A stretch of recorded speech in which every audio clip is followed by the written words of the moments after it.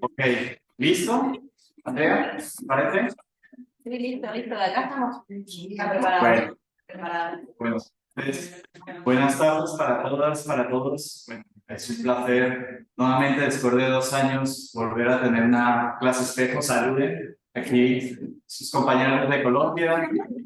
Y bueno, como les digo, un placer volver a retomar esta experiencia que nos gustó mucho la primera vez con la Universidad Nacional de La Pampa, con Andrea Gatri y sus estudiantes y su equipo de trabajo. Lo que vamos a hacer esencialmente, pues como agenda ya la conocemos, voy a hacer una breve presentación de Andrea. Evidentemente no puedo hacer la de los estudiantes, pero la idea de esto, más allá de lo académico, es que se convierta en una experiencia vivencial, ¿no? Y también que podamos, de alguna manera, pues, aprender mutuamente. Luego nosotros devolveremos la invitación a la Universidad de La Pampa cuando, digamos, ellos crean conveniente.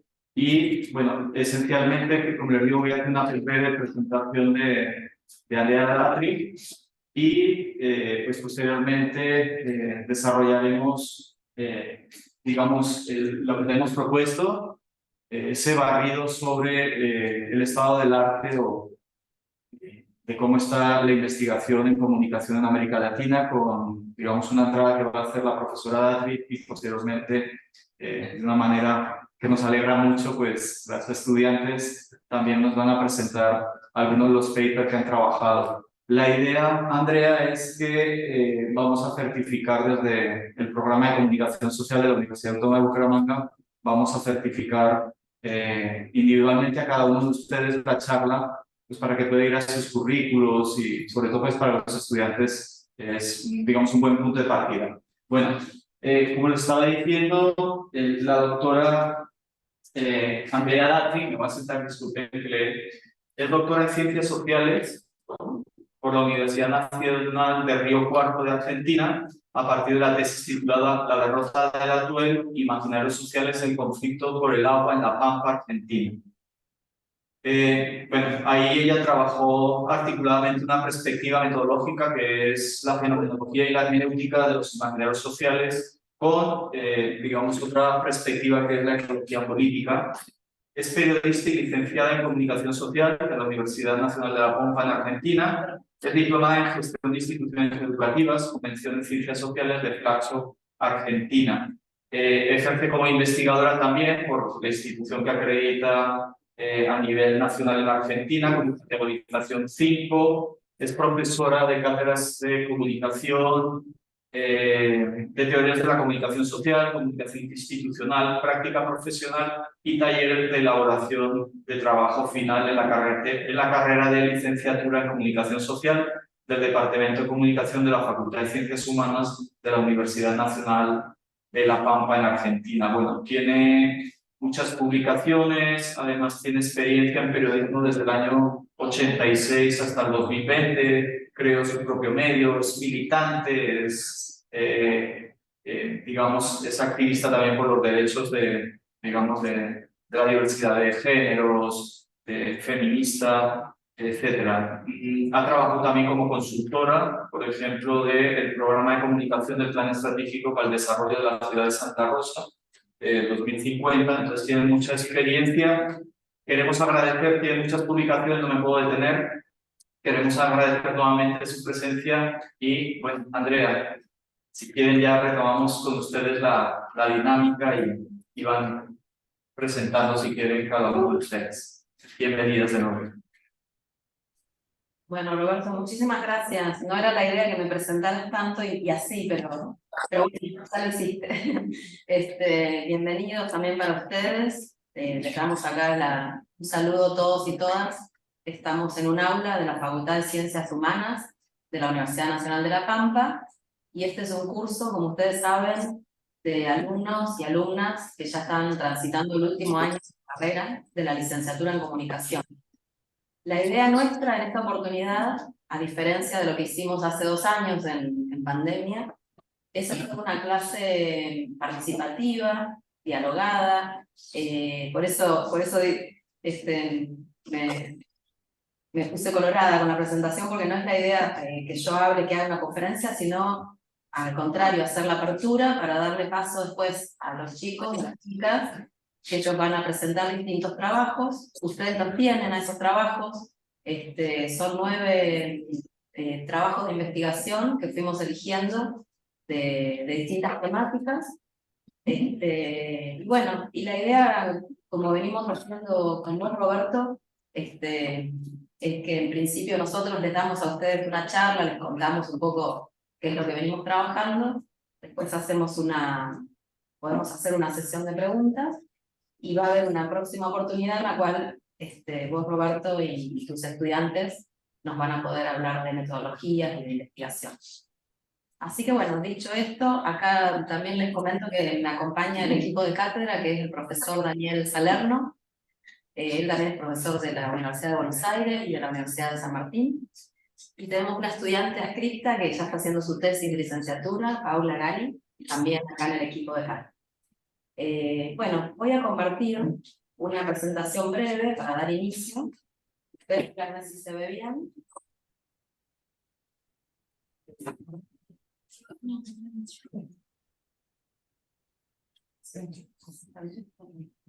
Bien.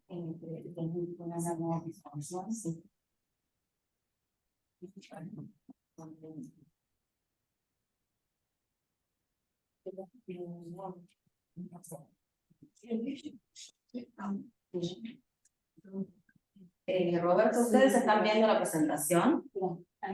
Pero no está ampliada, toca en la copita, abajo en la copita, al lado de... Ahí está. ¿Ahí? Es que no la vemos en forma de presentación, Andrea. Puedes bajar el cursor a la parte de abajo de la derecha.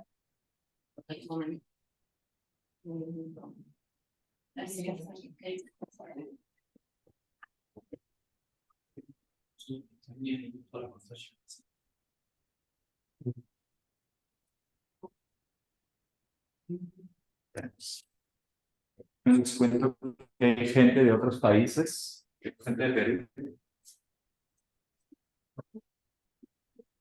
Creo que de Colombia. Hay algo. Bueno. A ver, pasar la siguiente si se ve mejor.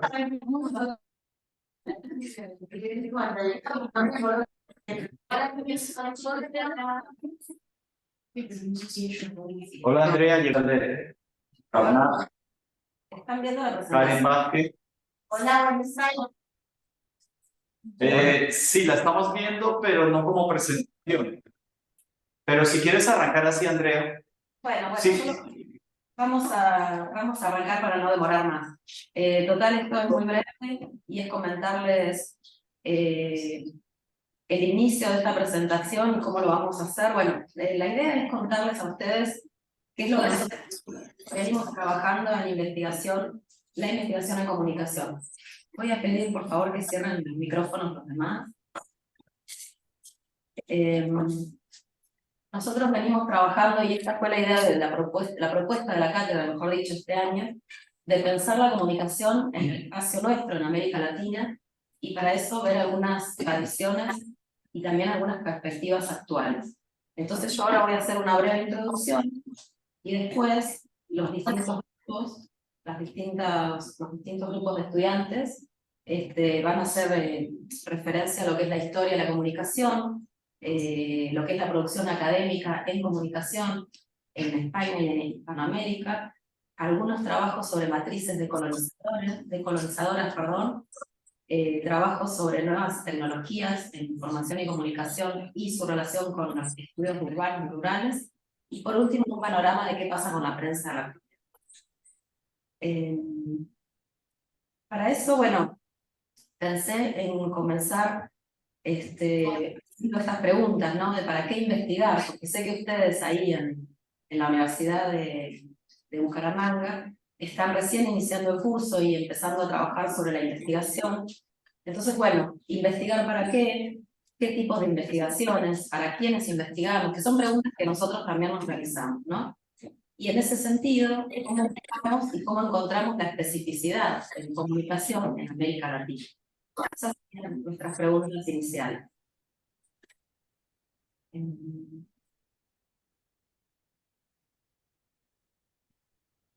Acá, bueno, no sé si están viendo, Roberto, pero si no, yo después te voy a compartir estas presentaciones. Hace 2 años se presentó este libro que se llama Pioneras en los Estudios Latinoamericanos de Comunicación, de 2 autores. Uno de ellos es un profesor de la Universidad de La Pampa, también de la UBA, y Yamila Heran, que es una investigadora de CONICET, también de la UBA. Y ellos rescataron mujeres que son pioneras en los estudios de comunicación, porque en parte respondían a una demanda de todo el movimiento feminista y de mujeres, también investigadoras, que reclamaban que siempre faltaban, o que faltan nombres de mujeres en lo que son los estudios de comunicación.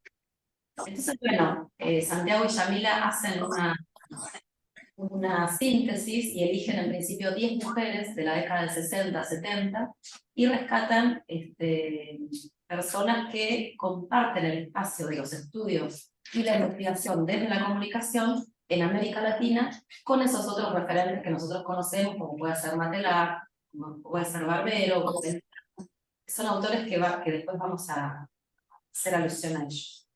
El prólogo de este libro lo escribe Delia Crovi, que es una argentina radicada en Colombia, y es una autora que seguramente ustedes, seguramente allá en Colombia la deben conocer y la deben leer, y nosotros acá la trabajamos desde los primeros años. Y Delia Crovi se hace esta pregunta, ¿no?, que figura ahí: ¿cuáles son los escenarios ineludibles a los estudios de la comunicación? Y ella va a mencionar 3 momentos, ¿no? Primero, en esto de la comunicación en América Latina, va a hablar del periodismo, el periodismo como antesala a los estudios de la comunicación. En un segundo momento, ella va a hablar de hechos notables en la evolución de la investigación en comunicación, y en tercer lugar, el paso de la preponderancia del periodismo a la centralidad de la comunicación. Hace esta línea, si se quiere, temporal, para explicar cómo se da ese auge o ese paso de pensar desde un estudio de los medios y del periodismo como ejercicio a un trabajo intelectual vinculado a la comunicación. Entonces, bueno, va a decir, son factores que llevaron a construir un campo que, con sus debilidades y fortalezas, se mueve ahora en un terreno más consistente. Acá, bueno, lo menciono, después yo voy a compartir esta presentación. No quería dejar de hacer mención en este momento que señala Delia Crovi, cuál es ese paso del periodismo a la comunicación y cómo lo podemos situar históricamente. Ahora vamos a escuchar, posterior a esta presentación, el trabajo de Delfina, Laura y Delphi, que ellas van a hablar un poco de la historia y de la comunicación. Pero ¿qué pasa en la década del 70, fines del 70, principios del 80 en América Latina? ¿Por qué se pasa de un trabajo que va más de lo periodístico y de la comunicación? Por un lado, esto que está señalado acá, que en julio del 76, la Organización de las Naciones Unidas para la Educación, la Ciencia y la Cultura, la UNESCO, como se la conoce, desarrolla en San José de Costa Rica la Conferencia Intergubernamental de Políticas Nacionales de Comunicación en América Latina y el Caribe. El tema había prendido nuestra región porque se veía surgir un sector mediático concentrado y equitativo. Es decir, ya en la década del 70, fines del 70, principios del 80, cuando se escribe posteriormente, inicia en el 77, culmina en el 80, el informe McBride, ya se veía que había una concentración mediática, y esa concentración implicaba una distribución inequitativa de la información y de la comunicación. Después, por supuesto, y contemporáneamente, Pasquali va a empezar a hablar y a pensar la diferencia entre lo que es la difusión de la información y la comunicación propiamente. Pero es en este momento, a través de este informe que deriva en ese libro que ustedes tienen ahí en la imagen, Un solo mundo, voces múltiples, el informe McBride, que se va a poner de relevancia la necesidad de la comunicación para la democratización de esa información. Es decir, una información que tiene que llegar a todos de manera más equitativa. Entonces, en este marco, la comunicación debía ser considerada un proceso social y ocupar un lugar central en el debate público. Ya en los 80, con el informe McBride, se señala la ausencia de estudios serios en el campo y la creciente comercialización del sector mediático. Bueno, después, ¿qué otro referente podemos pensar en relación con lo que se va a trabajar y denominar la institucionalización de la comunicación en América Latina? La creación de lo que es el Centro Internacional de Estudios Superiores de Periodismo para América Latina, lo que se llama la CIEPAL, que se crea en el año 1959 en Quito, Ecuador. Y es una institución de la cual derivan muchas investigaciones, de hecho, varias de las que nosotros hoy trabajamos están originadas en ese Roberto, ¿querés cerrar tu micrófono, por favor? ¿El mío? Al del computador. Ok. Está bien, todo bien. Bueno, como dice ahí en la presentación, la CIEPAL nace con el objetivo de formar periodistas, para lo cual ofrecía a toda América Latina cursos y seminarios de actualización para docentes, en los que participaron investigadores notables de la información y la comunicación regional. Todavía había una fuerte impronta de lo que era el periodismo como ejercicio vinculado directamente a la comunicación. No se pensaba la comunicación como nosotros la concebimos en la actualidad. Y ahí traje un ejemplo de lo que pasó en Argentina. Argentina, fíjense en qué año se crea la Escuela Superior de Periodismo de la Universidad de La Plata, 1934. Aún hoy, bueno, fue la primera escuela de periodismo, aún hoy existe como facultad de periodismo en la ciudad de La Plata, y es reconocida como la más antigua y persistente de América Latina. Y luego está la Escuela del Círculo de Periodistas Deportivos de la Ciudad de Buenos Aires, nacida en 1960 y activa hasta el presente, aunque con otros fines. Eso como referencias temporales de instituciones que marcan una impronta en ese paso de lo que señalaba Provi, del periodismo a la comunicación como la concebimos en la actualidad. Y acá vuelvo a hacer referencia hace 2 años, cuando hicimos el primer intercambio con vos, Roberto, también traje a colación esta pregunta que es ¿investigar para qué? Que se la hace Martín Barbero, Jesús Martín Barbero, fallecido en 2020, ¿no? 2020. En una conferencia que dio en la Universidad de Rosario, de Argentina, ahí Barbero se pregunta, hace esta pregunta y dice, o denuncia, mejor dicho, la presencia cada vez mayor en los ámbitos académicos de investigaciones destinadas a cumplir, cada vez mayor de presencias, digamos, u objetivos del mercado en la academia.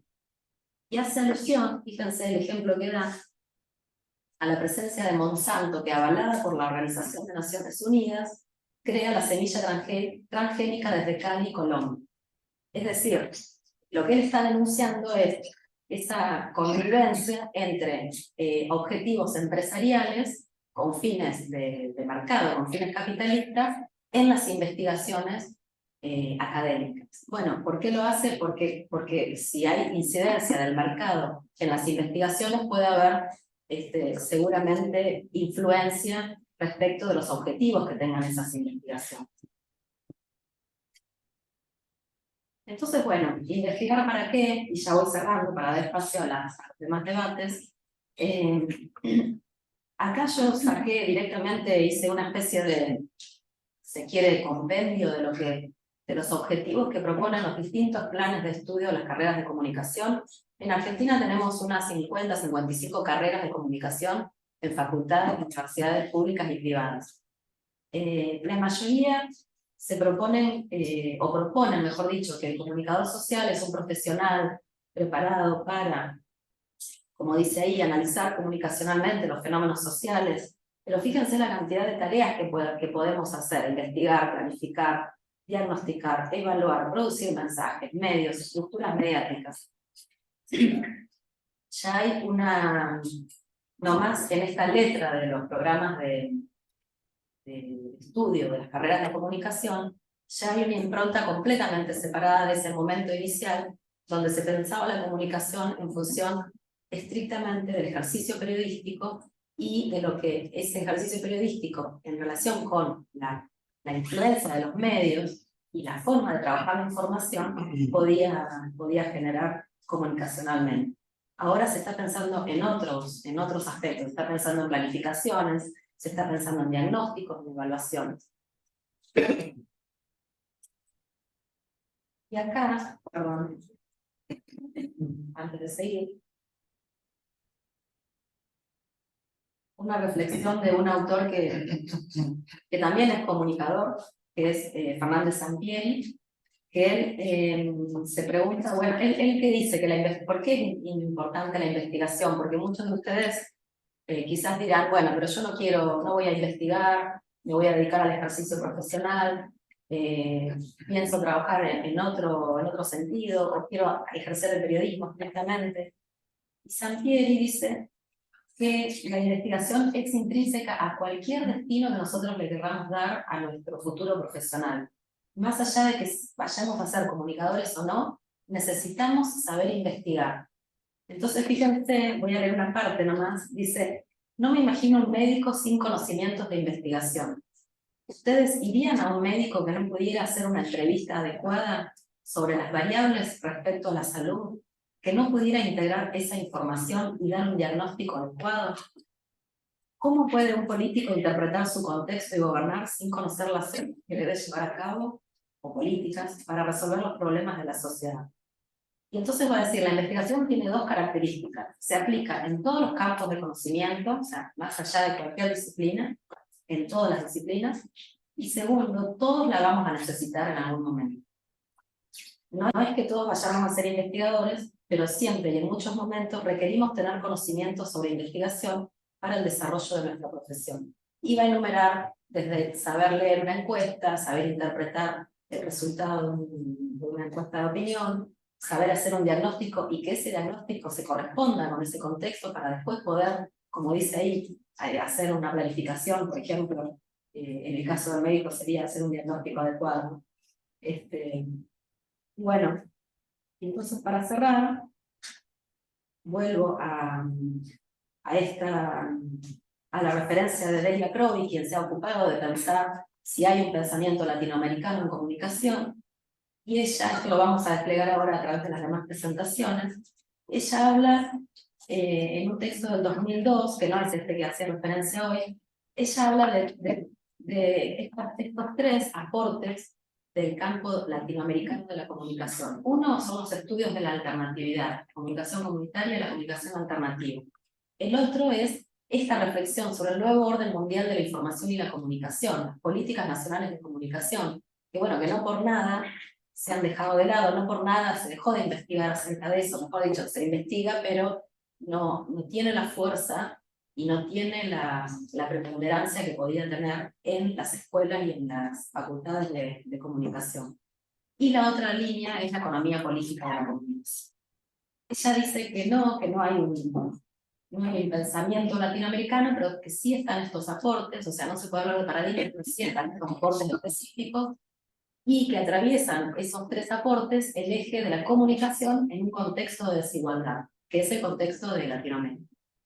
Y finalmente habla de la necesidad de historizar el campo y de recuperar esa figura del intelectual, que no sería otra cosa que recuperar esa figura de quien hace investigación, no necesariamente desde la academia.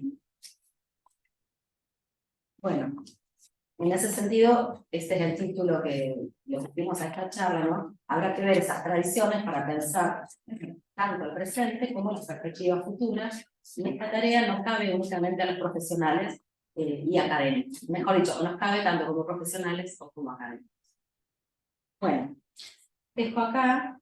Yo te iba a proponer, Roberto, que dejemos por ahí las preguntas para después. El intercambio de preguntas lo hacemos al cabo de las presentaciones. Bueno, si te cerra el micrófono, no te aguanto.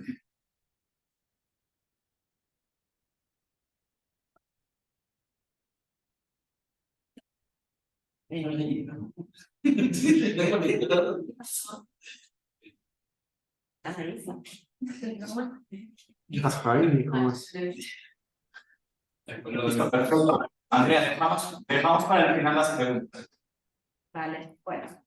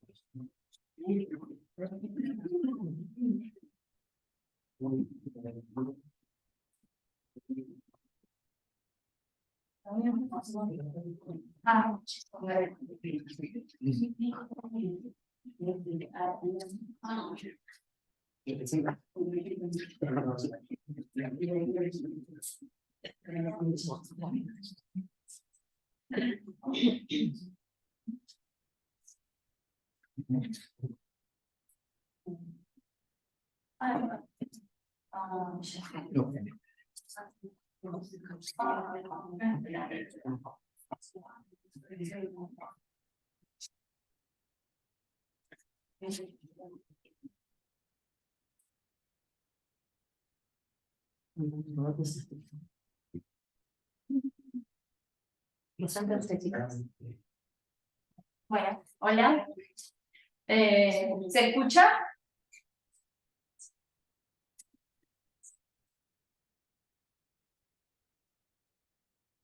Bueno, buenas tardes a todos. Nosotros somos el grupo de Delfina Carmona, Delfina Duegra y Laura Lozada, y el trabajo que nos tocó para exponer, que elegimos, fue la investigación en comunicación en Latinoamérica, una aproximación histórica, que es una investigación que va desde 1950 hasta 2016, y está realizada por González Amé, Romero Rodríguez y Aguadero. En este trabajo de investigación lo que se hace es un recorrido histórico para demostrar o no la existencia de una escuela de comunicación en Latinoamérica, y a través de todo el texto se justifica la idea de que no existe una escuela latinoamericana de comunicación, y para hacer esta investigación utilizan un método histórico donde organizan fuentes documentales y hacen como una crítica de algunos investigadores de comunicación de América Latina. Bueno, soy Delfina, hola.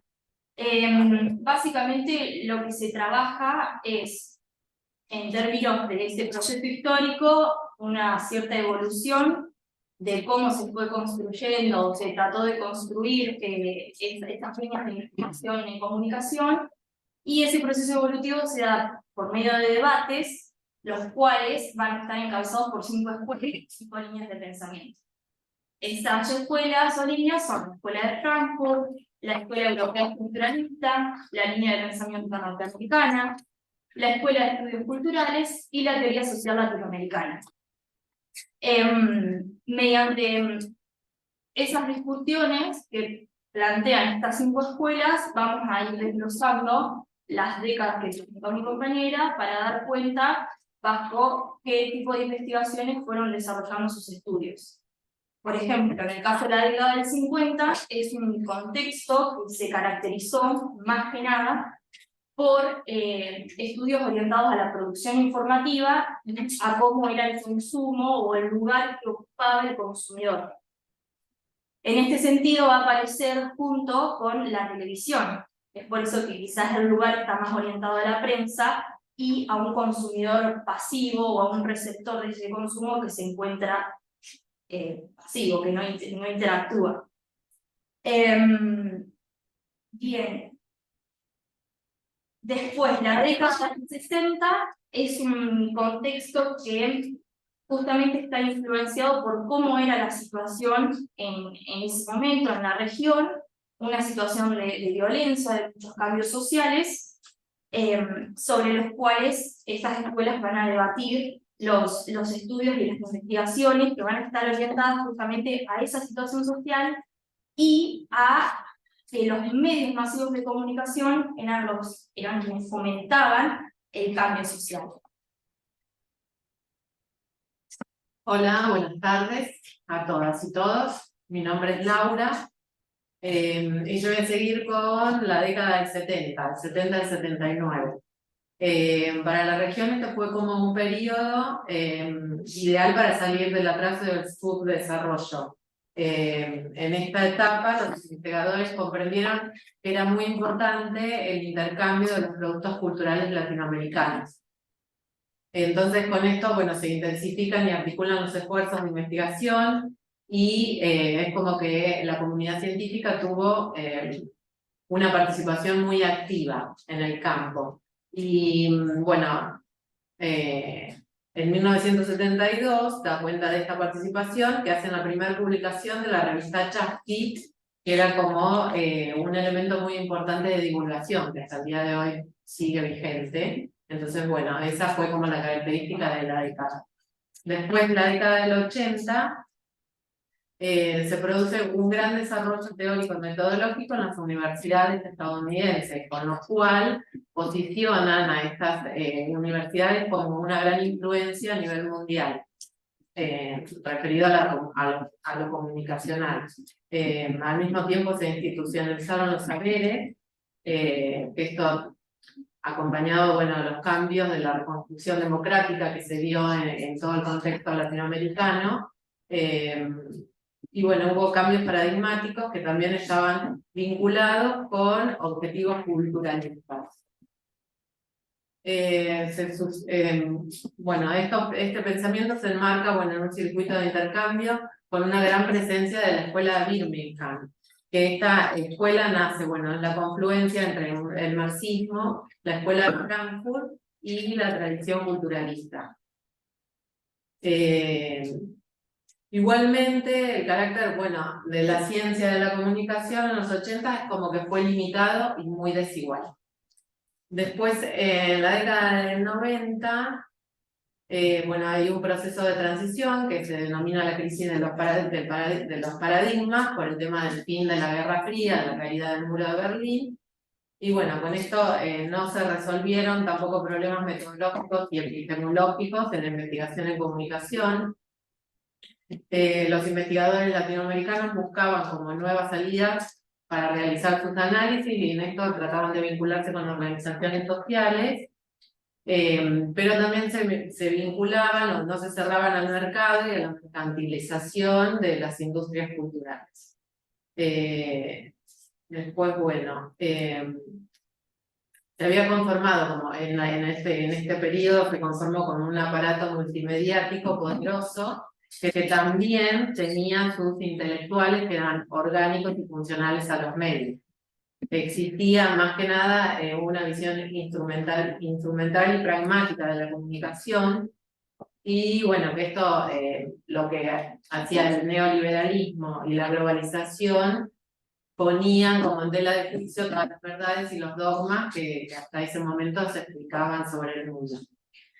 En la actualidad, del 2000 en la actualidad, lo que sucede es que bueno, aumenta el dumping o dumping cultural, que por el ingreso de productos y servicios de comunicación debido a Internet y al proceso de globalización, se evidencian, bueno, surgen publicaciones, investigaciones, aunque bueno, no hay una evidencia de que hubiera líneas definidas en el campo de comunicación.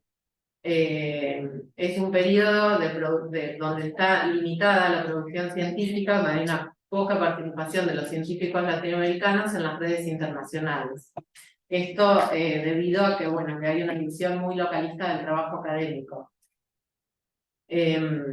Más actualmente lo que sucede es que la explosión de los nuevos medios digitales es como que despierta el entusiasmo o despertó el entusiasmo de los investigadores latinoamericanos y bueno, que el uso de las tecnologías aumenta la productividad de investigadores, fomenta los méritos de estudio.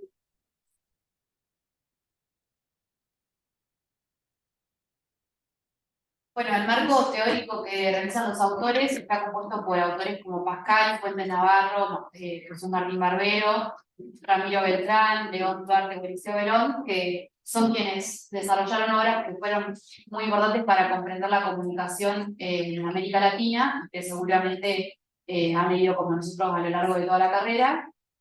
Y como dije al principio, lo que A lo largo de todo el trabajo se evidencia que no existe una escuela latinoamericana de comunicación porque los investigadores latinoamericanos han tomado pensamientos o metodologías de Estados Unidos o de Europa y han seguido distintas orientaciones, bueno, tanto conceptuales como epistemológicas, y no hay una epistemología propia, y esto se debe también a la falta de entusiasmo, al localismo, a que los autores no comparten sus investigaciones a otras partes del mundo. Una barrera importante es lo cultural, el idioma, y también las importaciones que se reciben dentro de América Latina de investigaciones de otros países que son muy importantes. Gracias. Gracias.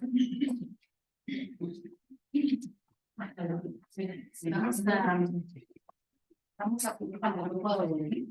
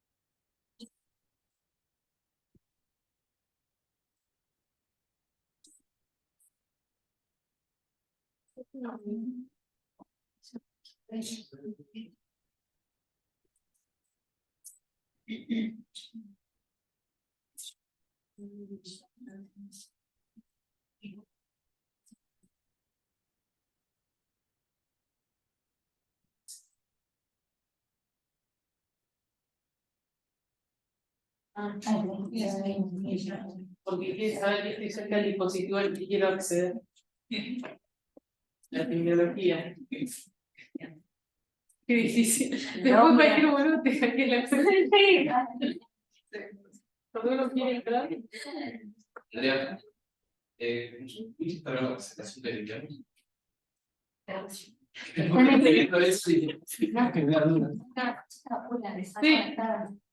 Es que, bueno, Si no, la tenemos, la presentación, pero está muy fea. Sí, porque no está. ¿Dónde está la presentación?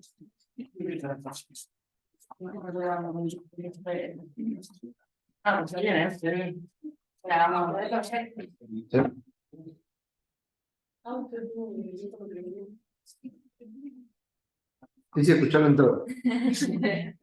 Bueno, la tecnología. Mi nombre es Luján y estoy con Agustina Cárate y también con Leandro Casarete. Nuestra otra compañera es Camila, que nos está presente. A nosotros elegimos en realidad el texto del licenciado y doctor en Ciencias de la Comunicación, Gustavo Cimadevilla. Aquí pusimos una foto para si ustedes no lo conocían. Y él, en base a lo que venía Andrea sobre Delia Crovidrueta, que se hace esta pregunta si hay o no estudios de comunicación, y lo que iban planteando las chicas de las distintas escuelas que hacen, ¿no?, a la investigación en sus determinados momentos.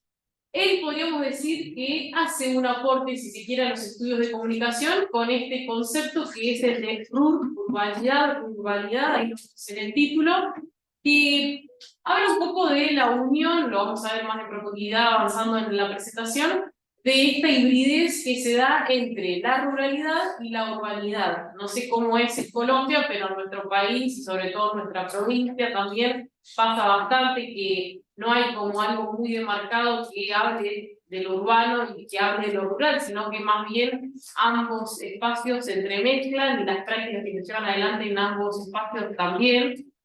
Bueno, vamos a avanzar un poco con este autor, que es Gustavo Revilla. Es interesante, acá les dejamos un sitio web porque él, en base a esta investigación, también arma toda una página y tiene como distintas ponencias y va haciendo investigaciones y textos que hablan, ¿no?, de la comunicación y de la urbanidad.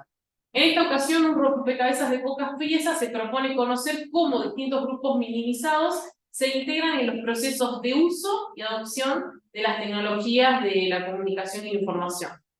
Desde una lectura renovada sobre los procesos de ruralización de la ciudad y de urbanización de lo rural, busca observar qué pasa con las TICs en esos ambientes de hibridez. Siempre hablamos, y bueno, Delia Crovidrueta también es una autora que menciona este hecho de pensar en cómo las personas se apropian y si la tecnología viene a cambiar los modos, o en realidad cambia las prácticas, o en realidad las prácticas son llevadas a cabo por los usuarios de esa tecnología y como que no hay una causa o consecuencia así. Él va a ir hablando en base a distintas referencias teóricas. Acá, por ejemplo, tenemos lo que plantean los detractores o no de la tecnología, los tecnóficos y tecnofílicos, este enfoque que es clásico de comunicación sobre uso y difusión. También la perspectiva que plantearon Buchler y Matelars en América Latina. Otra referencia teórica tiene que ver con pensar la contemporaneidad, es pensar a y con las TIC, esto que les digo no es una cuestión de causa y consecuencia, y bueno, y ahí habla de distintas líneas de investigación, como la tecnológica, la económica, la política, el empleo, la demografía, también esto como entremezcla con lo cultural, con lo comunicacional, y por supuesto el aporte de la dialéctica, que siempre está, sobre todo en nuestra investigación, esto de que hablaba también Andrea al comienzo, mencionaban las chicas, la cuestión de la desigualdad en América Latina y cómo hemos sido objeto de estudio. Bueno, la dialéctica un poco viene a hablar acá de si nos sirve o no esa tecnología o en realidad nos viene a cambiar. Bueno, ahora vamos a avanzar porque hay una pregunta bastante interesante que tiene que ver con el título. Sí, la autora afirma que los espacios latinoamericanos no pueden leerse desde una industrialización y una urbanización absoluta, y retomamos el concepto que ya lo había nombrado Juan, que es el concepto de hibridez. Se hace una pregunta que si la condición de presencia generalizada de una tecnología tipo TIC a nivel global augura que diversos sectores de la sociedad sigan parámetros semejantes de adopción y de uso. Y la hipótesis que el autor llega es que este tipo de adopciones y de uso deben considerarse a partir de la existencia material y experiencial de los sujetos que se relacionan. Y acá vemos, ¿no?, esta idea de la dialéctica, digamos, que sino que se ven avanzados por esas condiciones de existencia material y de la experiencia de esos sujetos al momento de estar dentro de la tecnología o poder usarla. Él dice que no son las TICs las que determinan la adopción y el uso, sino que son las condiciones de existencia de los propios sujetos las que hacen de ellas una posibilidad de incorporación y uso específico. Aquí, bueno, está el concepto de urbanidad, que es el aporte.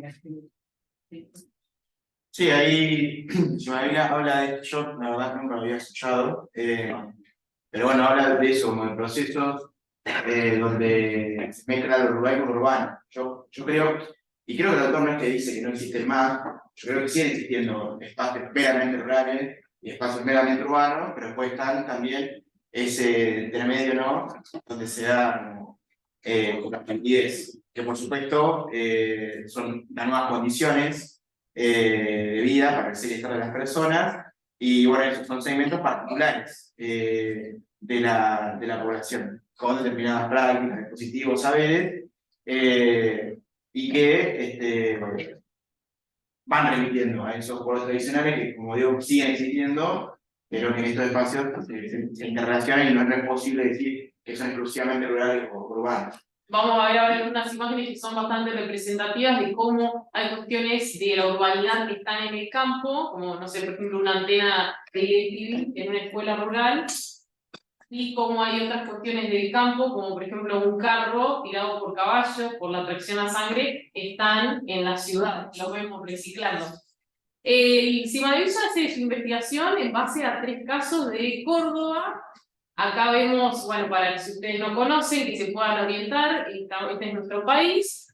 Córdoba es una de las provincias de la región centro, y la investigación incluye casos de la ciudad de Río Cuarto, que es la segunda ciudad más importante que tiene esta provincia.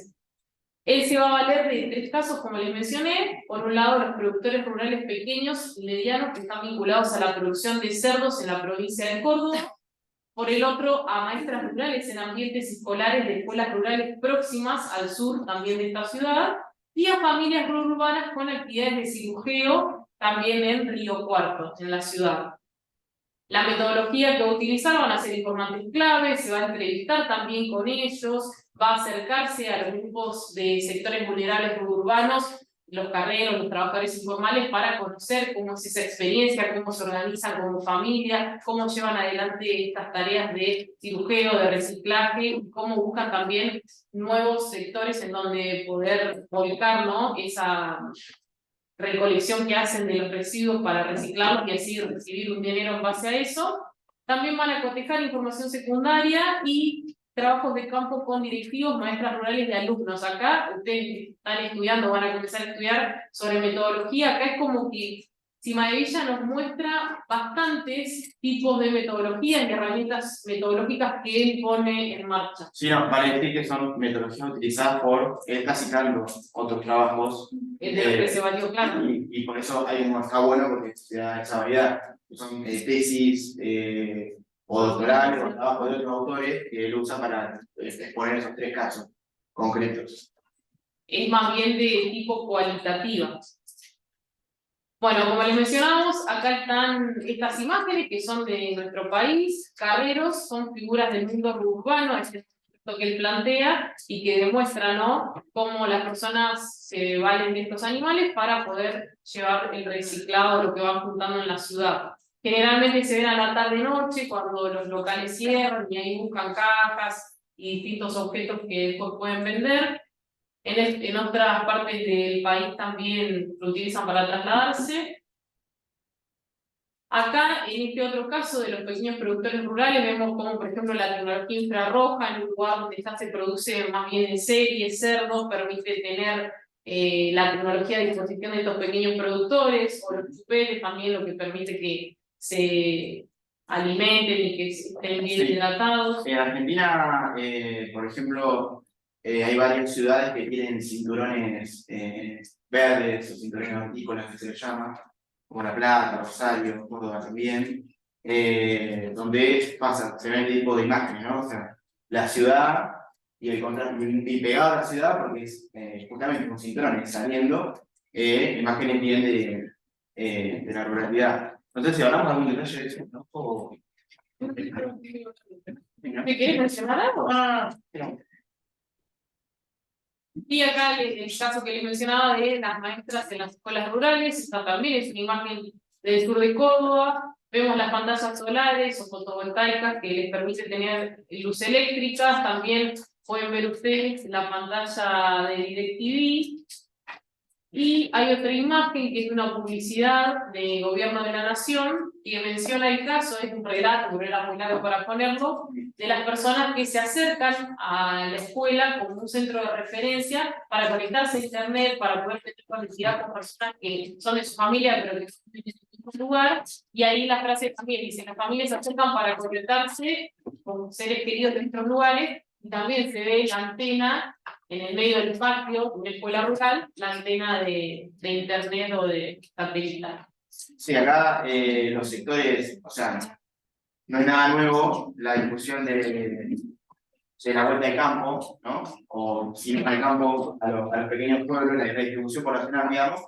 Pero bueno, los sectores que vienen defendiendo esa propuesta, hoy en día eso es imposible si no hay conectividad en todo el país. Y esto que pasa, que hay una escuela bonita que se acercan, lo que debería ocurrir sería que hubiera conectividad, buena conectividad en todas partes, y eso sería como una condición cero, por ejemplo, para garantizar que más gente pueda. Hoy en día, muchísima gente podría no vivir en ciudades grandes si tuviera buena conectividad, porque hay trabajos cada vez más vinculados a la rural conectados desde tu casa.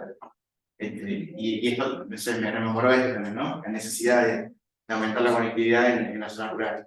Incluso De hecho, hablamos de las zonas rurales, pero la semana pasada surgió el debate en la clase que hay pueblos de la propia provincia que no tienen conectividad. Y estamos hablando, bueno, en nuestro caso, de la provincia de La Pampa. Y no son zonas rurales, son pueblos.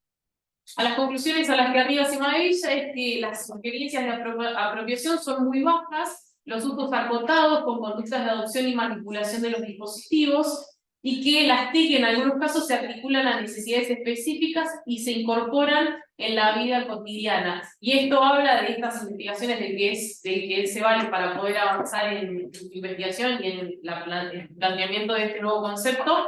Menciona el hecho de que los productores rurales tratan de tener esta tecnología, obviamente para producir mejor, con mejor calidad y en menor tiempo, pero también para, por ejemplo, con el celular, avanzar a nuevos mercados y poder insertar allí su producción.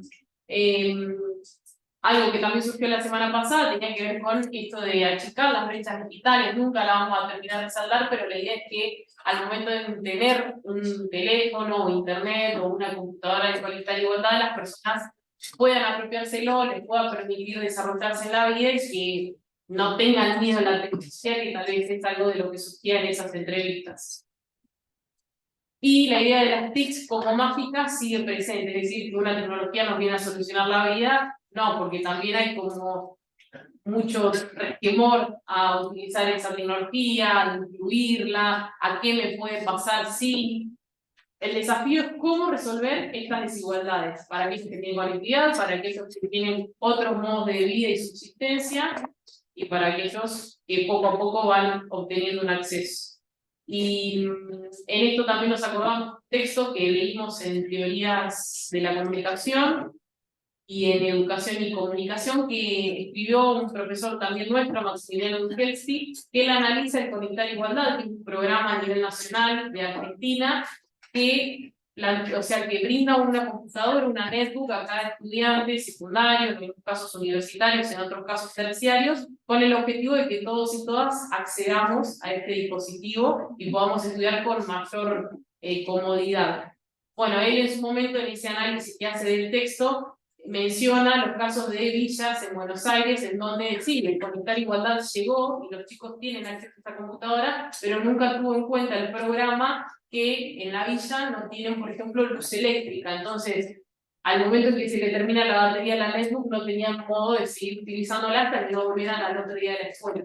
Y bueno, eso también habla un poco de las políticas públicas, pero también de las brechas digitales que, por más que haya un programa, no termina de salvaguardar toda la situación. Sí, y que cualquier desigualdad social y, claro, desigualdad en lo material se va a traducir en desigualdad digital, ¿no? No es una cosa, el uso y apropiación de las TIC no está exenta de la estructura social, digamos. Todo eso se replica ahí de alguna manera. No, por ahí una última cosa que también estaba como parte de las conclusiones, los jóvenes, ¿no? De esos sectores como mediadores en la apropiación de las tecnologías, que bueno, algo sabido, ¿no? Pero que en eso se reafirma, ¿no? En los estudios concretos que cita Simavila, que los jóvenes funcionan como mediadores entre las generaciones mayores, digamos, o más grandes, y las nuestras. Bueno, muchas gracias por esta posibilidad.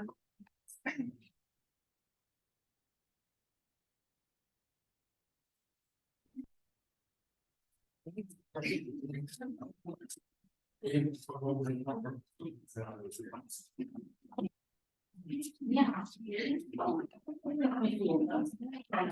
empezar la presentación. Por favor, si quieren hacer algún comentario o algo, tienen que abrir el micrófono. A nosotros nos quedan 3 trabajos para presentar.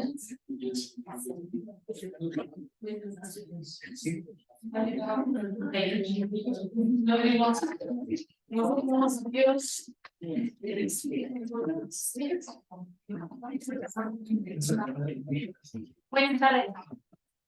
Mi nombre es Ana Leila Pacheco. En este caso voy a exponer con Candela Berna, que se encuentra de manera virtual también con ustedes. Y el trabajo de investigación que vamos a presentar es el estudio de la producción académica sobre comunicación en España e Hispanoamérica, de la doctora Valeriano Piñeiro Naval y el doctor Ricardo Moira, ambos provenientes de España. Bien, ¿qué van a intentar hacer en este trabajo? Van a buscar poner en manifiesto las posibles carencias de nuestra disciplina, tanto a nivel teórico como metodológico. Entonces lo que van a hacer es una evaluación, un análisis del estado de la producción académica en comunicación desde 2013 a 2017 en el ámbito hispánico.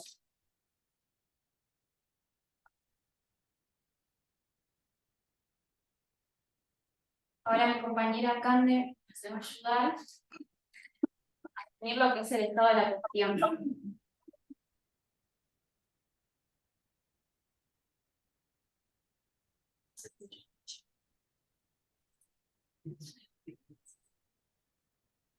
No escuchamos. No. Ahí. Bueno, hola a todos. Yo voy a hablar del estado de la cuestión al que hacen referencia los autores de este artículo, que en este caso toman 2 investigaciones anteriores. Por un lado, toman la de Cafarel Serra, Ortega Moedano y Gaitán Moya, que se realizó en el 2017. Y en esta investigación realizan un análisis de una muestra de 288 documentos, donde obtienen como conclusión que el 60% de los trabajos se basan en el estudio de medios de comunicación de masas. Y luego también toman el artículo de los autores Goyanes, Rodríguez Gómez y Rosique Cedillo, que se realizó en 2018, donde toman 3.653 artículos publicados en las principales revistas españolas desde el año 2005 hasta el 2015, obteniendo como conclusión el predominio del periodismo, la comunicación audiovisual y los estudios sobre audiencias y receptores. Bueno, en base a estos investigaciones tomadas, los autores plantean 6 hipótesis para tener en cuenta en su investigación. En primer lugar, que los medios tradicionales acapararán mayor protagonismo que los digitales. Luego, que los trabajos de la muestra presentarán una vocación empírica, que la teoría del framing o el encuadre será la teoría más recurrente, que los métodos cuantitativos tendrán mayor presencia que los cualitativos, que el objeto de estudio principal será la audiencia y, por último, que el paradigma dominante será el positivista. A partir de estas claves, ellos lo que van a hacer es un análisis bien sistemático, objetivo y cuantitativo. Entonces, lo que van a hacer es hacer muestras probabilísticas de 1.548 artículos de revistas importantes dentro del ranking SJR Corpus. Y además, lo que van a hacer es sumar 2 análisis conglomerados biestáticos. Que esto significa que van a identificar 2 conglomerados y a partir de ahí descifrar o identificar patrones de publicación que sean estadísticamente significativos. Y a partir de este análisis comienzan a a comprobar o no a estas hipótesis. Entonces, por un lado, van a ver que hay presencia de datos empíricos, un uso habitual de metodologías cuantitativas, una falta de alusión al corpus teórico completo, y a partir de ahí empiezan a ver que la hipótesis 1, en que los medios tradicionales son mayores, mayormente investigados que los medios digitales, es aceptada, que la hipótesis 2 también está aceptada, de manera que los trabajos empíricos sobrepasan a los teóricos metodológicos, y que el corpus más recurrente es la teoría del framing. Esto fue parcialmente aceptado. Por otro lado, también la hipótesis 4, en que los métodos cuantitativos son mayor utilizados que los cualitativos. La hipótesis 5, también que el objeto de estudio principal es la audiencia. Esto fue rechazado, después vamos a ver bien en profundidad los resultados. Y la hipótesis 6, que el paradigma positivista es mayor utilizado que el plural crítico y retórico, también fue aceptada según estos estudios.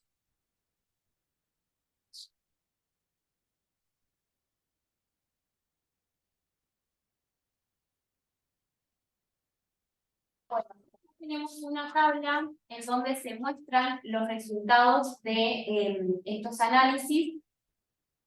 Y podemos ver que en su mayoría el concepto y teoría utilizada es la alfabetización mediática con un 8,3% y un método de análisis de contenido con un 15,6%.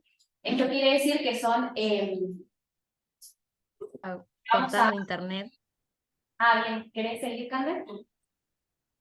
Ahí te escuchamos. Dale. Se les había cortado ahí, por eso no seguí. Bueno, acá nos pareció muy importante mostrar dos tablas de resultados y porcentajes que están expuestas en el artículo.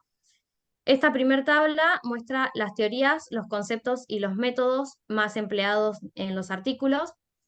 En cuanto a teorías y conceptos, en primer lugar tenemos a la alfabetización mediática, luego a la teoría del encuadre o framing, y en tercer lugar a los parámetros de la web 2.0, mientras que métodos, el más utilizado es el análisis de contenido, seguido de la encuesta y el estudio de caso. Si querés pasar a la segundita tabla. En esta tabla se ven los medios, soportes y temáticas de los artículos, donde podemos ver que los primeros tres lugares en cuanto a medios y soportes están las redes sociales, las TICs y la prensa tradicional y digital, mientras que en temáticas tenemos a los usos y motivaciones de los receptores, la política, la sociedad digital y el Big Data.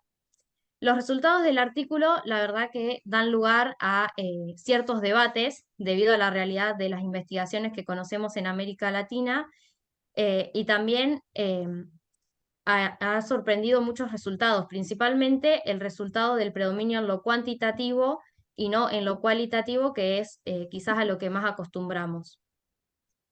Podemos relacionar con la reflexión que hizo el primer grupo en cuanto a que nuestros estudios en Latinoamérica por ahí no tienen un peso tan importante a nivel hegemónico con lo que es Europa y Estados Unidos. Entonces, siendo un estudio muy centroeuropeo, tal vez los resultados difieren a lo que nosotros experimentamos y a lo que nosotros transitamos. Entonces, estaría bueno que al finalizar también podamos abrir un debate con esto, que es bastante interesante. Gracias.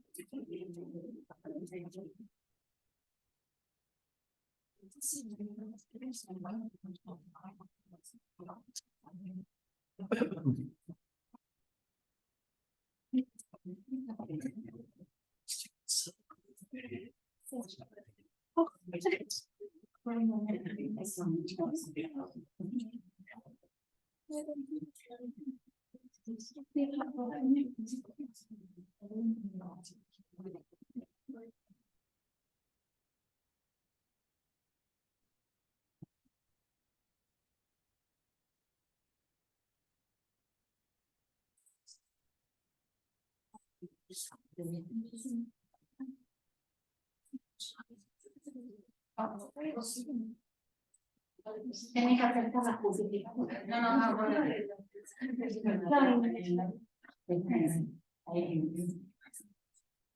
Bueno, nuestro grupo está formado por Pilar y por Verónica, y vamos a hablar sobre un texto, es un artículo de investigación publicado en la revista Sofía en el 2019. Los autores Orlando Valdés López, Luis Romero Rodríguez y Ángel Hernando Gómez. El artículo se llama Matrices de colonizadoras en la comunicación para entablar un diálogo con Occidente. Y está basado el texto en las premisas de Beltrán y de Torrico, que examina, como dije recién, el presente trabajo examina las premisas de la colonización en el estudio y la práctica comunicacional que interpela a Occidente en base al pensamiento crítico de intelectuales precursores y contemporáneos de América Latina. Las premisas, principalmente, es recuperar principios y valores de la cosmovisión andino-amazónica para la constitución de un estudio y ejercicio de la comunicación intercultural. Para vivir bien, lo que hace necesario la construcción de una epistemología de comunicación alternativa con base a matrices formuladas por Luis Ramiro Beltrán y Víctor Nico, la premisa de la comunicología de la liberación. Bien, el grupo Modernidad y Colonialidad va a estar compuesto por escritores latinoamericanos que surge más que nada en los años 90. Y bueno, ellos van a hablar de 5 conceptos, 5 tipos de colonialidad. Por un lado, la colonialidad del poder, del saber y del ser. La del poder va a ser la que ha estado más manifestada, que surge con la idea de raza, a partir de la expansión europea. Y va a estar en todo presente. Por otro lado, la colonialidad del saber va a ser justamente la bajada hegemónica del pensamiento neoliberal, y la colonialidad del ser va a estar manifestada en todas las experiencias a partir de la colonialidad del poder y del saber. A partir de estas 3, ellos van a decir que se desprenden otros 2 axiomas, es decir, son tipos de colonialidad que no necesitan ser explicadas, que se manifiestan. Una es la del hacer, que va a estar vista en las experiencias manuales más que nada, y la colonialidad del sueño, que se va a tratar de esta idea de que los medios influyen en los sueños de las personas. Fijano, un autor que va a resaltar este tema, va a decir que está muy poco estudiado, esto de cómo los medios influyen en los sueños y principalmente los de los jóvenes. La meta propuesta es plantear una mirada indígena del saber ancestral de cosmovisión andino-amazónica que dice respetar la vida en relación armónica con la naturaleza y el cosmos, que constituye la condición principal para la vida terrenal. Esta meta es resurgir, ponderar la mirada indígena de saberes ancestrales en contraposición de la mirada puesta solo en el progreso que destruye el planeta. Al planeta. Bien, y a partir de esto, nosotras acá resaltamos 2 concepciones de autores que nos parecieron los que mejor resumen el texto. Por un lado, el de Álvaro García Linera, en 2015, que él justamente hace esta lectura de la tradición histórica de los derechos indígenas por la autonomía, en la búsqueda de un diálogo, y de emergentes corrientes intelectuales marxistas críticos, para definir la lucha y la construcción del poder político. Y por otro lado, nos gustó resaltar una lectura de Sonsa Santos, que en 2013 hizo como un análisis de que muchos países latinoamericanos tienen en la Constitución muchos aspectos así sobre la visibilización indígena, pero a la hora de la práctica, por ahí el gobierno no condice mucho en el ejercicio del poder.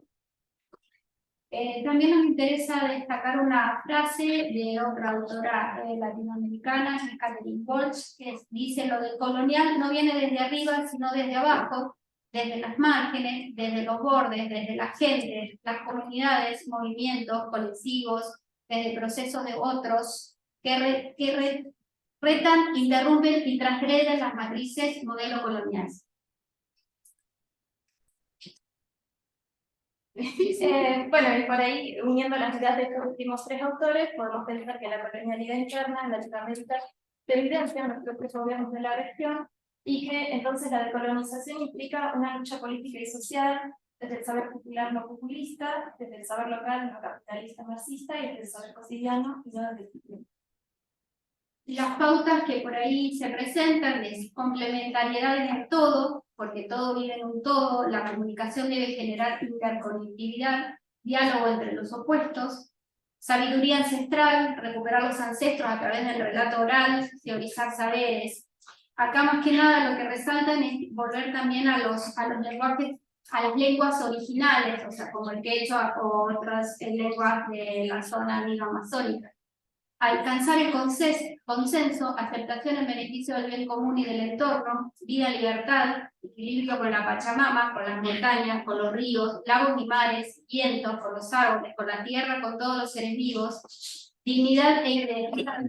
Generar movimiento, resistencia, lucha, defensa, conquista de la dignidad de los pueblos excluidos por la modernidad, espiritualidad profunda, conectar o hacer que se conecte uno mismo con su Dios, deidad, con el cosmos, con la energía, preservar la comunidad, promover comunión de los pueblos, resguardar articulando el encuentro de la comunidad y comunidades distintas para integrar a la gran comunidad, autodeterminación de los pueblos, incentivando el autorreconocimiento de su identidad y la del pueblo, rotación de los espacios en lo agrícola. Bien, entonces lo que los autores proponen es tratar de comprender todo este conocimiento ancestral y así retomar las ideas de los mexicanos. Esto no implica, digamos, endiosar esto o no desechar todo lo moderno, sino más bien hacerse y afirmarse en principios y valores que no tienen tiempo y espacio y que podemos encontrar miles de culturas millonarias, no solamente latinas, pero es igual no lo mencioné esto. Se trata de vivir y convivir en estos valores, mencionó Vero, y entender la complementariedad que hay en la idea de hombre, mujer, cosmos y madre tierra, entender que somos un todo, y entendiendo esto que una es parte de la naturaleza, no puede tener tampoco expertar, si es parte de uno. Esto también nos lleva a los principios de redistribución, articulación y reciprocidad. La comunicación para el vivir bien, que es uno de los conceptos que trabaja Beltrán, es un proceso de construcción y reconstrucción de sentidos sociales, culturales, políticos y espirituales, de convivencia intercultural y comunitaria con reciprocidad, complementariedades y solidaridad en el marco de una relación armónica, personal, social y con la naturaleza. Bien, sí, acá los autores hacen más que nada una diferencia entre el concepto de vivir bien y vivir mejor, que vivir mejor justamente implica explotar la naturaleza, ponerse por delante de un otro, y bueno, en cambio vivir bien, no, todo lo contrario. Una de las cosas que resaltan los autores es que no se trata de descartar la sabiduría de Occidente, sino de poner en diálogo las dos sabidurías, la de Occidente y la de Latinoamérica. Bien, acá pusimos como ejemplo un caso que menciona el texto, que es de Bolivia, que justamente en la Constitución literalmente plantea el vivir bien y no el vivir mejor, que sería a costas de otro, que vivir bien es vivir en comunidad, en hermandad y especialmente en complementariedad. Así es como lo define. El tema es, como retomando un poco con la autora, con la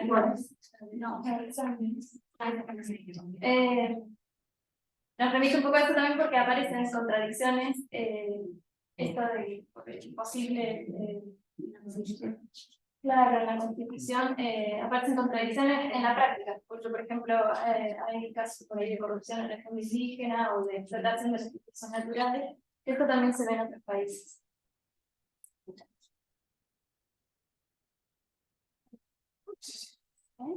Bueno, y la nueva comunicación alternativa es la que se propone Luis Ramiro Beltrán, que es un autor que van a retomar, que va a ser uno de los precursores de la comunicología de la liberación, que es más o menos lo que decimos. Y bueno, acá como conclusión, tal como Beltrán y Torrico proponen, se basa en la horizontalidad, circularidad y la integralidad del proceso de comunicación, estableciendo un espacio de conocimiento propio sobre el mundo comunicacional y social. Debe existir un diálogo de saberes sincero y sin supremacías para una vida armónica. Sí, Sí, y en relación a eso, acá nos gustó destacar esta cita de Héctor Rico, que dice: dejar de ver la comunicación y su campo con los ojos de la tecnocracia, del mercado, la agencia agresiva y el control político para recuperar el contenido liberador de su sentido y práctica. Y bueno, acá menciona 5 puntos que explican este dijo Vero de recuperar la secularidad del proceso, el vínculo entre comunicación y emancipación, el sentido antropológico social del proceso, la integralización del concepto y el establecimiento de un espacio de conocimiento propio en tanto mirada especializada sobre el mundo social. Bueno, y los autores lo que proponen entonces a futuro es más que nada divulgación, tanto en las universidades como también en debates. Los saberes entre las culturas también que habitan Latinoamérica, también el diálogo cognitivo. Y eso de divulgar también en lenguas originarias, la de español y 20%. Sí. Bien, bueno, muchas gracias.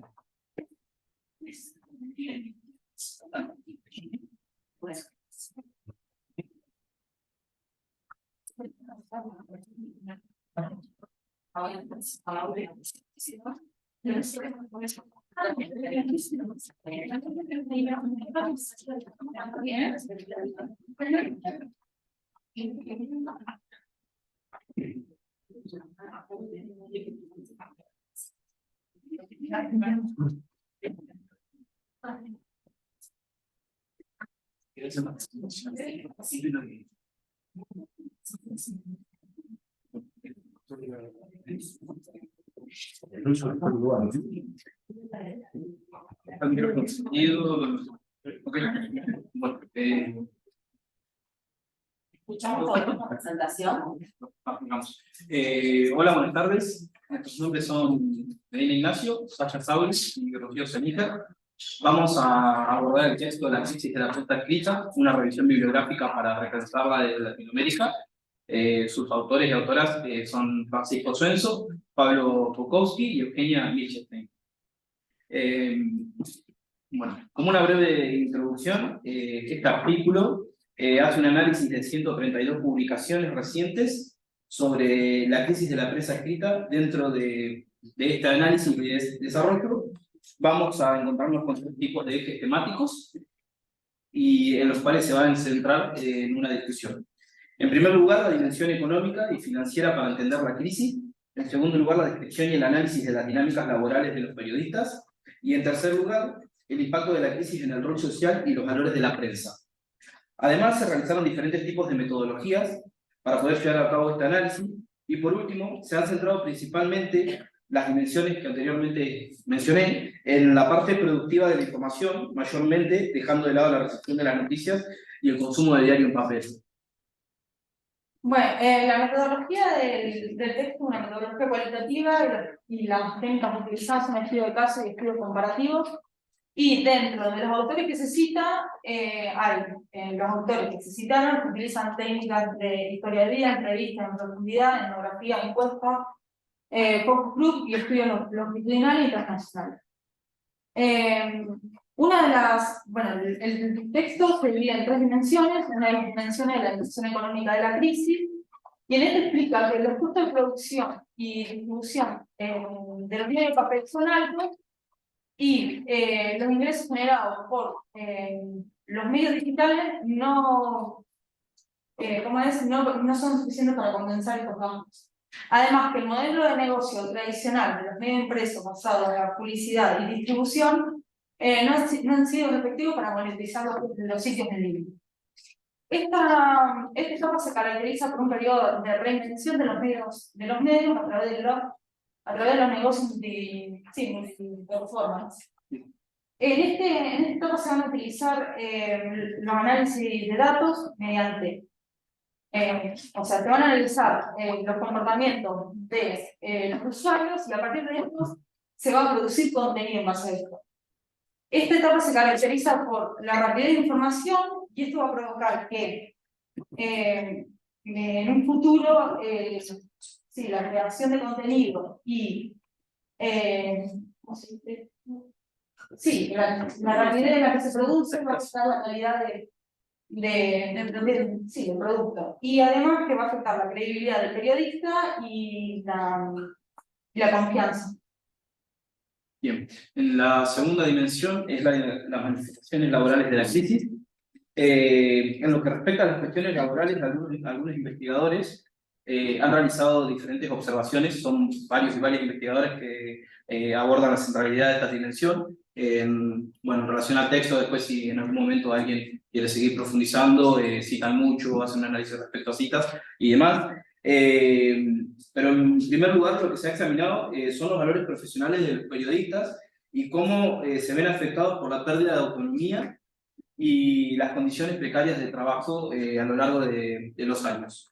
Principalmente en América Latina, el periodismo ha sido vulnerado y que se ha llegado a intereses extremos, principalmente, como hemos hablado en otro momento, son las lógicas mercantiles y partidarias, y en este caso son, puesto en común en la dimensión, son el análisis de los soportes y los logros que se pueden afrontar dentro de esta crisis.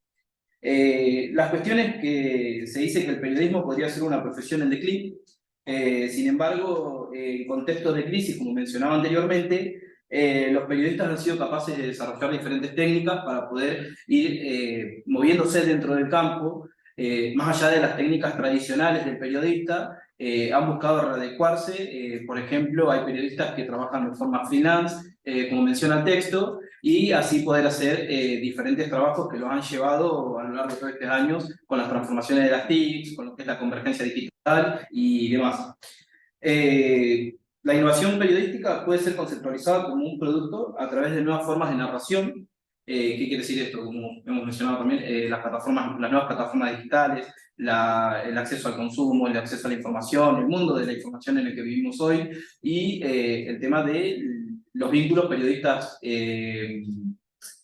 consumidores y esa retroalimentación, y también el punto de esta convergencia también digital, de qué es lo que se postea primero, qué es lo que se postea segundo, y la llegada rápida al usuario.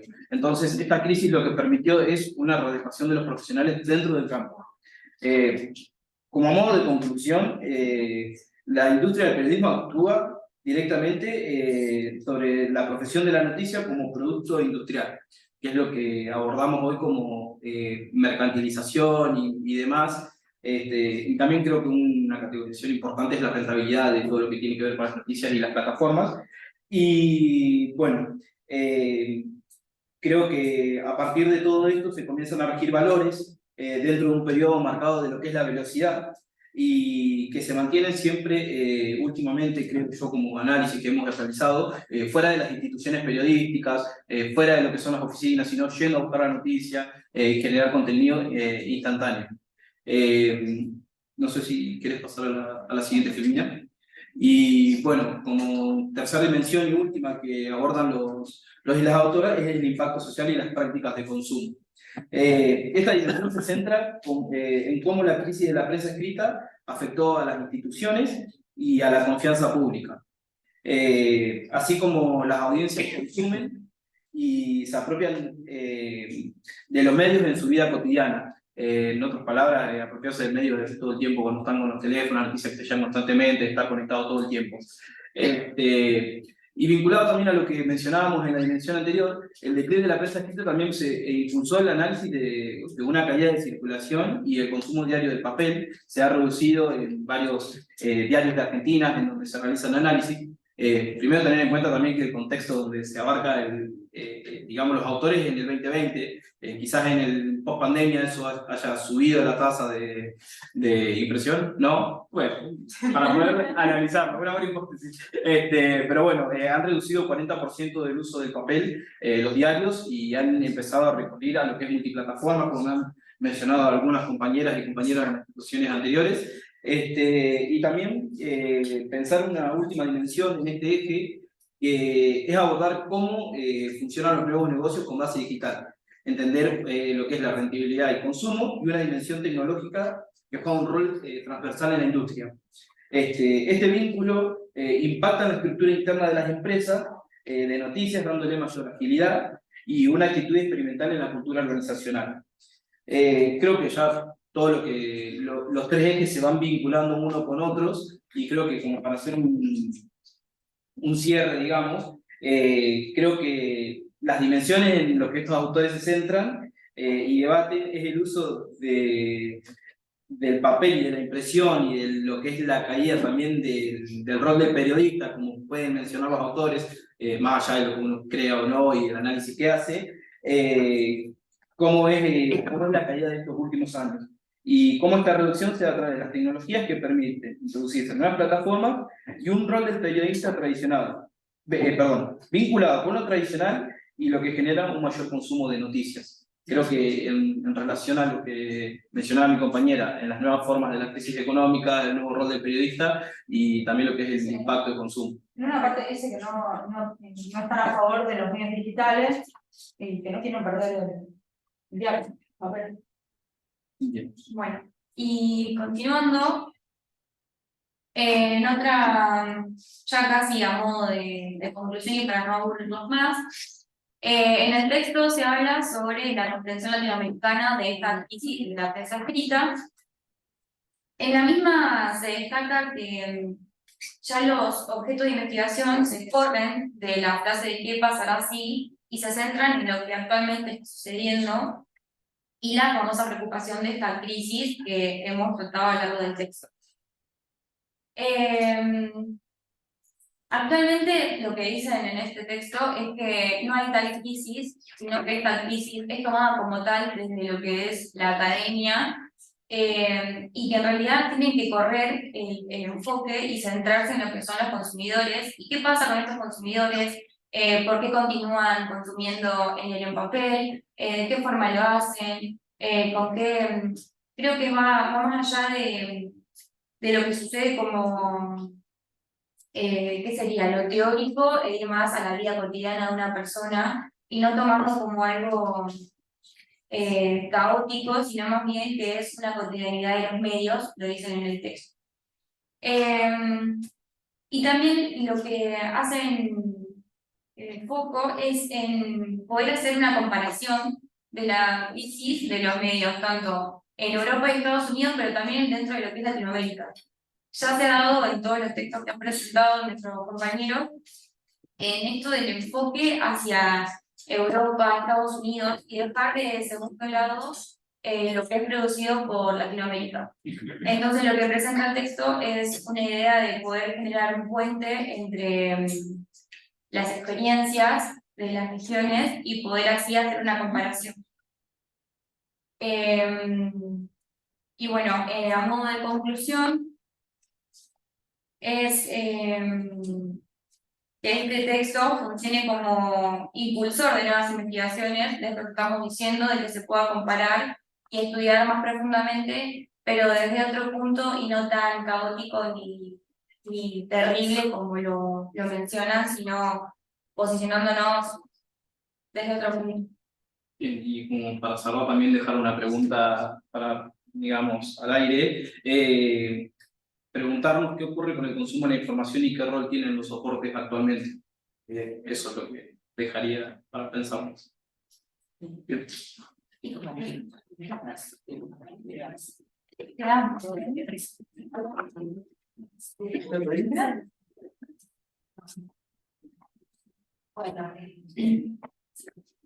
Bueno, hasta acá Roberto y bueno, todos los amigos, amigas de la UNAP, hasta acá están nuestras presentaciones. Nosotros ahora dejamos abierto el debate, quienes quieran hacer alguna pregunta, ya sea por el chat, ya sea con micrófono abierto. Estamos acá disponibles para seguir. Creo que para hacer una especie de resumen, de síntesis, la idea era, por un lado, mostrarles a ustedes cómo es una clase. Habitualmente nosotros trabajamos con debates a partir de textos y también cada uno de los estudiantes y estudiantas están trabajando con su proyecto de investigación, ya pensando en un tema, un problema, ya pensando en objetivos. Y a la par que vamos trabajando, cada uno va eligiendo su tema, vamos trayendo debates de estos. Trajimos acá un ejemplo, pero bueno, habría un montón de otros artículos de investigación. Sí, la idea es focalizarnos en pensar, bueno, cuáles son esas tendencias en investigación de nuestras academias. Nosotros en particular en la Universidad de La Pampa tenemos una carrera que tuvo 2 cortes, esta es la segunda corte, la primera fue una carrera a término, ahora ya es una carrera firme y establecida, y diría que la tendencia a la investigación está marcada por algunos trabajos de contexto, como pueden ser trabajos vinculados a los feminismos, trabajos de movimientos sociales, también algunos trabajos de investigación, una orientación también hacia lo educativo, marcado por la orientación que tenemos. Tenemos 2 orientaciones, una en comunicación institucional, otra en comunicación ciencia y tecnología. Entonces, bueno, eso, ¿por qué lo cuento? Porque la academia, con muchas orientaciones, también determina la investigación. Yo comparto el criterio que marqué al inicio con respecto a lo que señala por un lado Barbelo y a lo que señala Crovi, que es necesario mirar esa tradición de la cual venimos nosotros, ¿no? Esa comunicación alternativa, la economía política, perdón. ¿Por qué hay que mirar esas estructuras comunicacionales? Porque son concentradas, porque justamente impiden un acceso igualitario y más democrático. Entonces creo que de alguna manera había que hacer ahí el esfuerzo de mirar eso como objeto de estudio. Bueno, espero que hasta acá les haya servido nuestras presentaciones. No sé, Roberto, si ustedes quieren hacer alguna pregunta. Sí, ¿se nos escucha? ¿Se escucha bien, Andrea? Sí, sí. Sí, se escucha bien. Sí. Bueno, yo quería como abrir un poquito como el espacio como de debate, ¿no? Primero agradecer a todos ustedes las exposiciones. Digamos, nosotros teníamos aquí un debate constantemente entre, digamos, cómo hacen ustedes la aproximación. Es casi imposible no compararse, ¿no? No hay caminos únicos, ni mejores ni peores. O sea, a Roma puedes llevar por muchos caminos, no solo por un camino. Pero veíamos cómo se marcan las diferencias entre lo que ustedes proponen y lo que nosotros hacemos. Ustedes hacen, como estaba diciendo Andrea, un ejercicio muy interesante que yo quiero destacar en lo siguiente, ¿no? Ustedes lo dicen, partimos de debates a partir de textos, partimos también de una tradición, como dice Andrea, de lo que se ha hecho pues, para encontrar como los temas que uno abordaría en investigación, ¿no? Es una manera de entrar a esa pregunta de qué se investiga, y para saber qué se investiga, digamos, o eso te sirve de horizonte para saber qué vas a investigar tú, ¿no? Me parece muy interesante el ejercicio que hacen, porque además es un trabajo de formación colaborativa, ¿no? En conjunto, pues ir mostrando el panorama en vez de trabajarlo por grupos.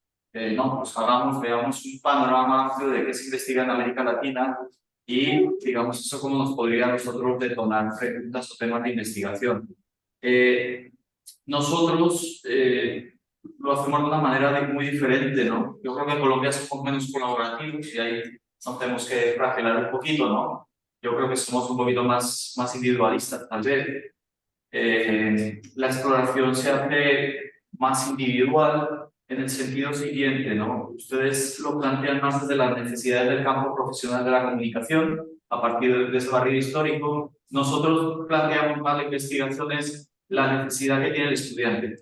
O sea, tú tienes 2 años para trabajar en una investigación y quiero que utilices esos 2 años para eso que no te ofrece la universidad, pero que tú o el programa, y que a ti te gustaría ser fuerte en eso, aprovecha la investigación y fortalece, digamos, esas competencias o ese saber más profesional específico, ¿no?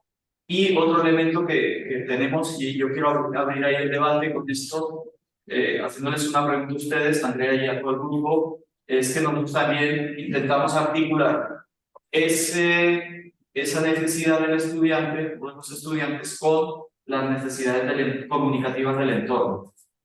Nosotros intentamos hacer bastante investigación, acción, participación, y pues aquí se ha gestado el debate, Andrea, entre nosotros y yo les explicaba las diferentes tradiciones,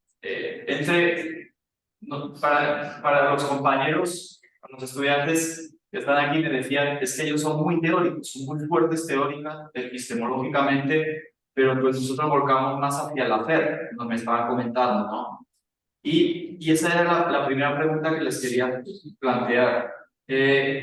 ¿Cómo ustedes piensan luego en esos diferentes niveles que están haciendo? Un nivel muy macro, teórico, epistemológico, metodológico, ese barrido, ¿cómo luego incluyen las demandas locales en sus proyectos de investigación en comunicación?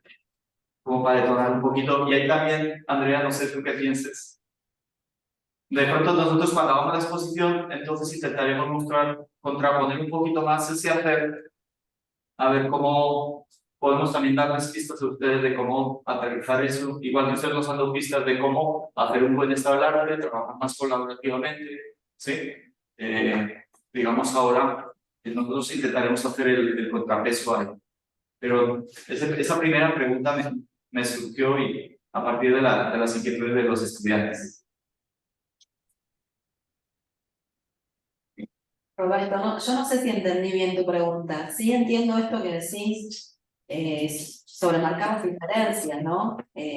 Vos hablas acá de proyectos individuales, ustedes tienen proyectos más individuales orientados a lo profesional. Yo creo que acá también, son proyectos en general, pueden ser grupales, pero son individuales. Algunos articulan o no con proyectos de investigación o con proyectos de extensión de la facultad.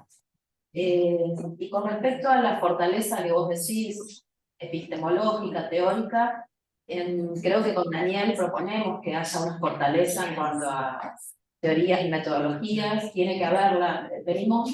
Somos una carrera que tenemos 2 metodologías previas, también tienen trabajos con proyectos, entonces llegan a instancias bastante fuertes con respecto a, por lo menos, haber escrito un proyecto alguna vez. Eso no quiere decir que uno después se sienta seguro a la hora de escribir un proyecto de investigación. No sé si respondo, pero te diría que hay una búsqueda permanente. Eso también tendrían que decirlo los chicos, ¿no? Desde que empiezan en la carrera se preguntan, bueno, ¿qué voy a hacer cuando salga? ¿De qué voy a trabajar? ¿Cómo me voy a desempeñar profesionalmente? Y si te puede articular la investigación con el campo profesional, que aunque no sea investigativo, bueno, yo creo que ellos lo están buscando. Bueno, no sé si alguno quiere contestar a Roberto. No son tímidos. Creo que si hablan desde ahí se escucha bien. Sí. Allá también. En Bucaramanga. Hay que se animen. ¿Tú quieres hacer una pregunta?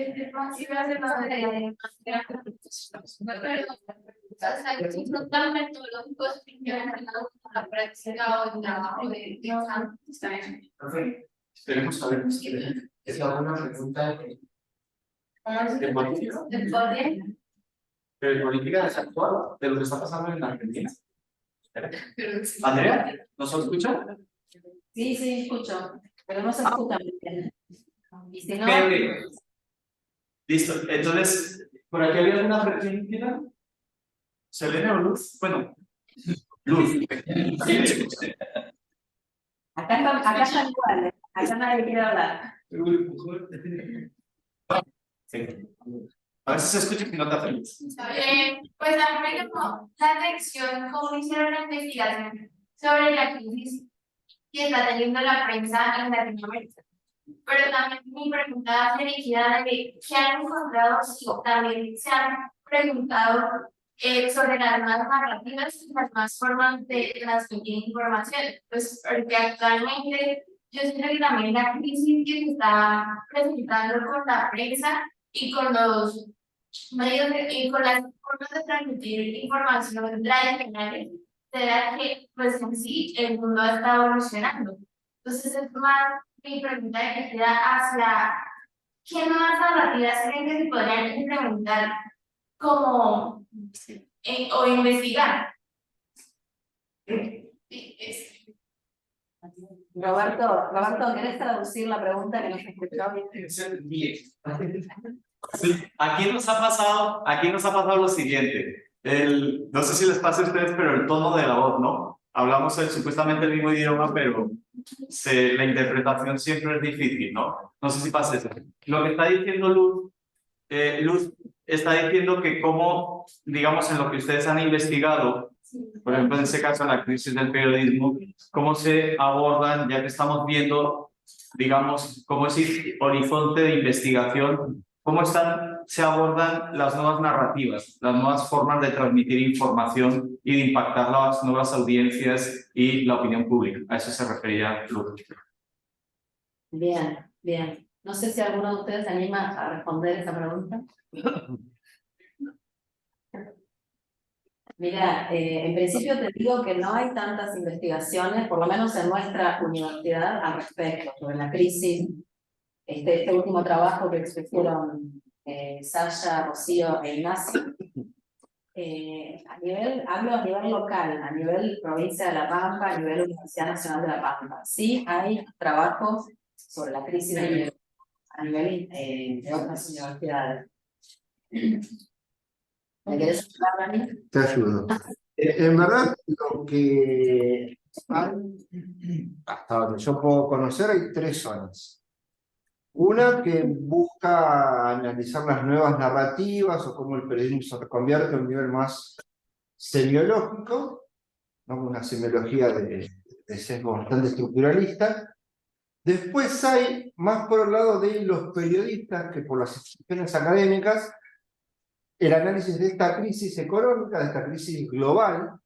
Digo, la principal persona que se pregunta sobre esto, escribe bastante, es Fontevecchia, que es el dueño de Editorial Perfil y del diario Perfil, una editorial muy tradicional acá. De hecho, este señor es hijo del fundador.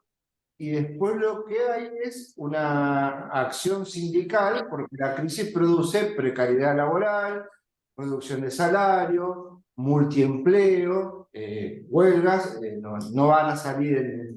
Acá el sistema de medios está, creo que, más concentrado que en Colombia, si no me equivoco, y no sale, pero hay algunas noticias, algunas reflexiones que se dedican más que nada a eso.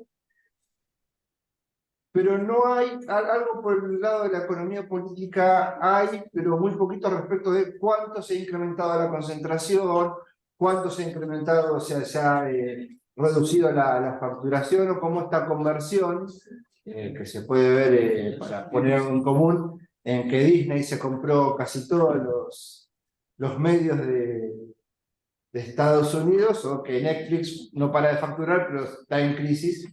Acá se hace más escuetamente, porque además hay, para hacer esa línea de investigación, muy poco acceso a la información pública de las empresas concentradas. O sea, sería lo que está diciendo Daniel, a ver si te entiendo bien, este último, estudios desde esa línea que señalaba Croby de la economía política. Por otro lado, estudios desde la semiología. Y bueno, traigo a colación que estamos también terminando acá en la Universidad de La Pampa, en nuestra facultad, en nuestra carrera, un seminario sobre trabajo, industria cultural y lucha de clase, y venimos debatiendo esta cuestión del rol del periodista, del rol también del intelectual, y del rol del trabajo de los artistas, ¿no? del productor cultural.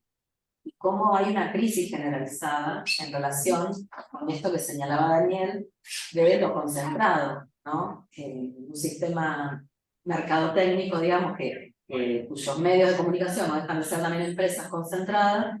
Bueno, y sumado a la digitalización, el trabajo en sí se modifica, se reduce, perdón, y hay una modificación. Bueno, todos estos son campos posibles de ser investigados y analizados. Andrea, no sé si... Selene tiene otra pregunta. ¿Por qué no te acercas aquí, Selene? Sí. No, pero aquí que... Selene les va a hacer una pregunta también. Bueno. Es que tengo una pregunta y es que el trabajo de ustedes es demasiado teórico, por lo menos en la tesis que se está trabajando sobre la comunicación entre la zona amazónica. ¿Cómo ven ustedes el hecho del trabajo en campo? Si lo creen necesario, ¿cómo van a tratar de comunicarse con esas personas? Roberto, no se han entendido muy bien. Bueno, es muy parecido a lo que yo les decía antes, ¿no? Lo de Selene, pero ya aterrizado uno de ellos. O sea, ¿cómo hacen ustedes para coger ese estado del arte, que parece que es muy teórico, por ejemplo, todo el tema de la Amazonía, y cómo luego eso se puede traducir o adaptar a una investigación local que tenga, por ejemplo, como público objetivo indígenas ahí en La Pampa, si hay, o no sé cómo lo trabajan? ¿Cómo aterrizan? Por eso les decía los diferentes niveles, porque parece un ejercicio muy teórico, de un estado del arte muy serio, muy sólido, teórico y metodológicamente, pero cómo se aterriza el trabajo de campo.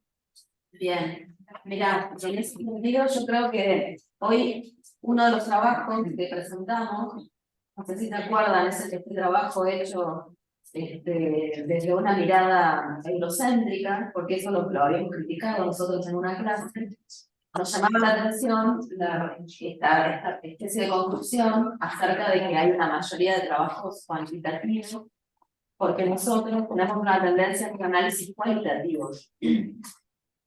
Ahora, ahí yo haría una respuesta que no la acotaría a la carrera de comunicación, sino también a otras carreras que están dentro de nuestra facultad, como por ejemplo geografía, donde tiene un mayor desarrollo de trabajo de campo propiamente, ¿no? Un trabajo de ir al territorio, esto que vos decís, ¿no? De pensar en los pueblos originarios.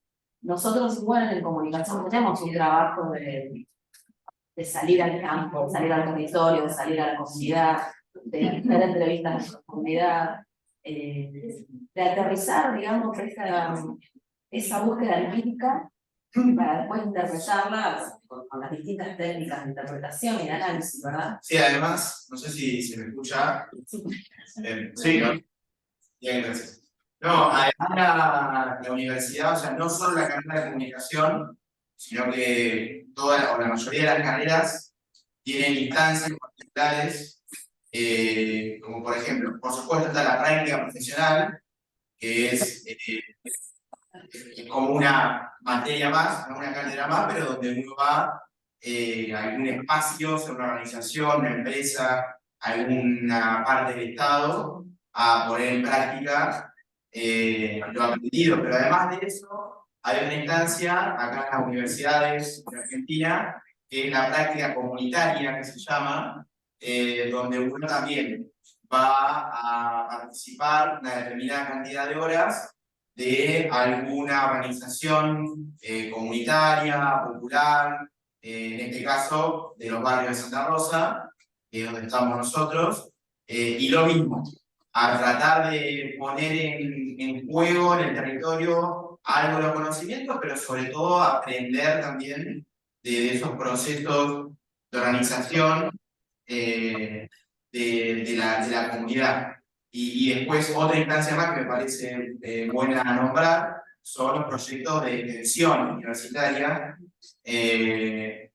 justamente esos son ya proyectos con algún nivel de financiamiento que involucran a docentes, a estudiantes y también a estas organizaciones que mencionaba la comunidad, donde lo mismo, la universidad trata de. Bueno, ahí también está la crítica, ¿no? Este término de extensión, ¿no? De extenderse hasta algún lugar cuando muchos creemos que debería ser ya parte íntegra, ¿no? De la comunidad. Pero bueno, aunque sea, son experiencias buenas y positivas y demuestran un impulso de la universidad para entrar en juego y en diálogo directo con otros sectores de la sociedad. Eso, como digo, es transversal a la universidad, no es solo la carrera de comunicación, pero bueno, nosotros de nuestro lugar lo hacemos desde la carrera que estudiamos. Sí, y agrego lo que dice Leandro, y yendo a la pregunta puntualmente, que así todo, nuestra universidad tiene, por el estatuto, tiene esta obligatoriedad de la enseñanza, la extensión y la investigación. Así todo, a pesar de esta impronta fuerte en cuanto a ir al territorio, ir a las comunidades, ir a lo comunitario, o a la extensión, como decía Leandro, también desde por lo menos las ciencias humanas de la Facultad de Ciencias Sociales, la nuestra, hay una fuerte impronta de buscar teorizar esas prácticas. Entonces creo que ahí, por ahí va la pregunta de ustedes, ¿cómo aterrizamos esa salida al campo? Yo creo que tratamos de aterrizarlo teóricamente, por eso hay una impronta fuerte, y de hecho en los trabajos de investigación, cuando hay evaluaciones, realmente se considera muchísimo que haya una coherencia y una concordancia entre el trabajo ese de campo y cómo está analizado con la teoría, ¿no? De la metodología y la teoría. Creo que hay un énfasis ahí. Una herramienta que usamos mucho para ilustrar esta experiencia con la teoría es tener presente la experiencia escrita, de manera fotografiada, siempre archivada y registrada, para después poder volver ahí, recordar esos momentos y poder analizarlos de manera un poco más tranquila, pero incorporando esos conocimientos, los conceptos teóricos.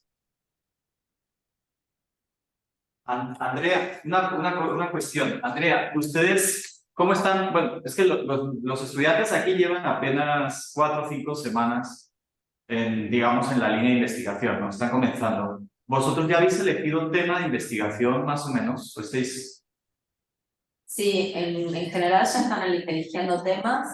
Arrancamos la cursada la primera semana de agosto, pero como te decía, ellos ya tuvieron metodologías, 2 metodologías, hicieron la práctica profesional. Esta es la última materia de la licenciatura en comunicación. Ya han hecho aquí, yo no sé si se han dado cuenta lo joven que es la gente. Incluso tengo uno que casi es menor de edad. Aquí comienza, en segundo año de carrera, comienza su investigación. ¿Sí? Y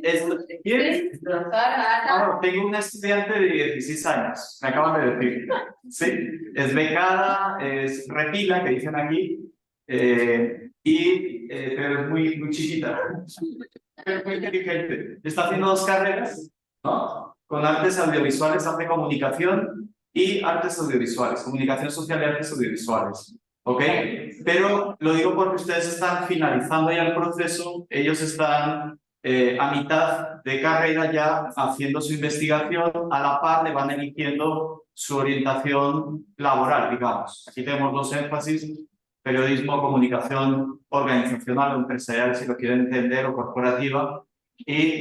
Pero entonces nosotros estamos con temas como, por ahí hay un señor de 18 años de azul que va a trabajar periodismo de paz, Luz, están trabajando comunicación inclusiva con la comunidad LGTB+, que ahora ya no se llama así, ¿no? Deseo que pasar ese dato. Sayid,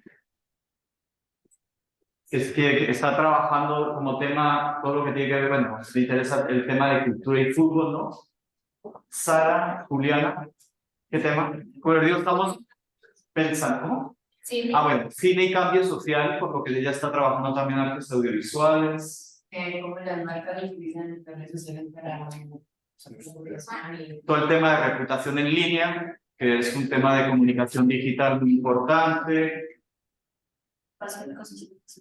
¿Cómo? El paso de ecosistema digital. El paso, digamos, de lo analógico a lo digital. El tema de la comunicación de la moda, están buscando por allí.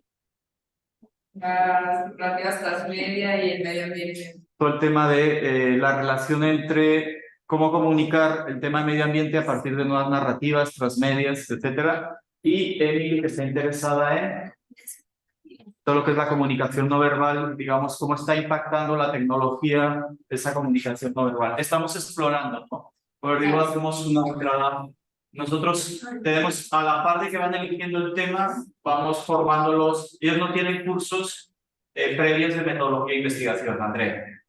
Bien. Entonces tenemos nosotros a la par de la búsqueda, dando las metodologías y... Pero bueno. Si quieren, yo les propongo que cuando hagamos el próximo encuentro, que va a ser por octubre, que acá los chicos y las chicas van a estar más avanzados con sus objetivos de investigación, porque en realidad también lo van construyendo, o sea, están problematizando, están eligiendo el tema problema. Podríamos hacer eso, podríamos dedicar un espacio para que cada uno exponga sus temas y ver cómo lo está abordando, desde dónde, qué es lo que queremos hacer. Porque ellos primero, es así nuestra materia, ellos escriben el proyecto con este taller. Y el año que viene van a desarrollar la tesis, su propia análisis. ¿Se entiende? Escriben el proyecto. En este semestre escriben el proyecto, el año que viene van a hacer la tesis. Y ahí ya se reciben. Bueno, entonces, bueno, muchísimas gracias. Muchas gracias por vuestra colaboración. Pues por lo menos nosotros nos hemos quedado muy contentos. Nos han surgido muchas ideas, mucho debate.